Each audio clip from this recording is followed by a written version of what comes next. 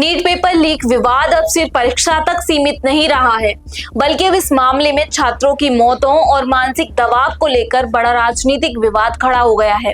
एक तरफ लाखों छात्र रिजल्ट और परीक्षा प्रक्रिया को लेकर चिंता में हैं, तो दूसरी तरफ अब केंद्र सरकार से 1 करोड़ रुपए मुआवजे की मांग उठी है। आखिर किसने उठाई ये मांग, क्या है पूरा मामला और क्यों बढ़ता जा रहा है नीट विवाद, देखिए हमारी एक खास रिपोर्ट में। नीट पेपर लीक को लेकर देश भर में पहले से ही हंगामा मचा हुआ है, लेकिन अब इस विवाद ने एक और गंभीर मोड़ ले लिया है। कॉकरोच जनता पार्टी यानी सीजेपी के संस्थापक अभिजीत दीपके ने प्रधानमंत्री नरेंद्र मोदी को एक ओपन लेटर लिखकर बड़ी मांग कर दी है।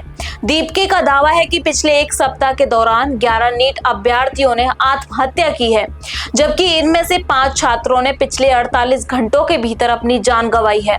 इन्हीं दावों के आधार पर उन्होंने केंद्र सरकार से मांग की है कि जिन परिवारों ने अपने बच्चों को खोया है, उन्हें 1 करोड़ रुपए का मुआवजा दिया जाए। अपने पत्र में अभिजीत दीपके ने कहा कि कथित पेपर लीक विवाद ने लाखों छात्रों और उनके परिवारों को मानसिक तनाव में डाल दिया है और परीक्षा प्रणाली पर लोगों का भरोसा कमजोर हुआ है।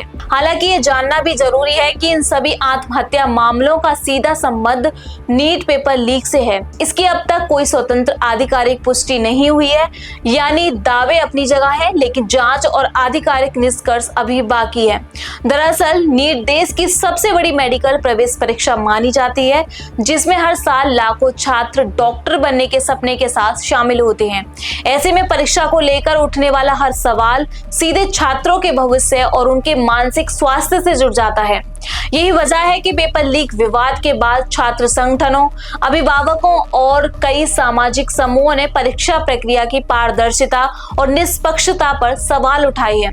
फिलहाल केंद्र सरकार की ओर से सीजेपी की इस मांग पर कोई आधिकारिक प्रतिक्रिया नहीं आई है, लेकिन इतना तय है कि नीट विवाद अब सिर्फ एक परीक्षा का मुद्दा नहीं रहा, बल्कि ये छात्रों के भविष्य, मानसिक दबाव और शिक्षा व्यवस्था पर भरोसे की सबसे बड़ी बहस बन चुका है। अब सबकी नजर सरकार के अगले कदम और जांच एजेंसियों की रिपोर्ट पर टिकी है, क्योंकि सवाल सिर्फ एक परीक्षा का नहीं, बल्कि लाखों छात्रों के सपने और भरोसे का है।